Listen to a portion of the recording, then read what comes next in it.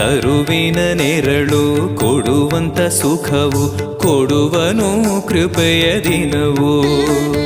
ಸ್ಥಿರ ಇರುವ ಮನ ಎನಗಿರಲಿ ಶರಣಾಗತಿ ಎಂದು ಬರಲಿ. ಭಗವಂತನ ಪ್ರಿಯ ಮಗನಿವನ ಸಾರಿ ಬದುಕು ಇರಲಿ.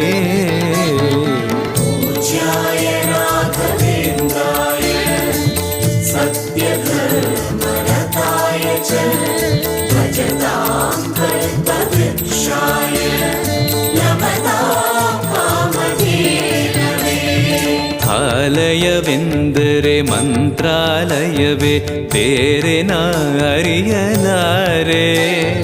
ರಾಜನು ಎಂದರೆ ಶ್ರೀ ಗುರುರಾಜನೇ ಮತ್ತು ನಾ ತಿಳಿಯಲಾರೆ.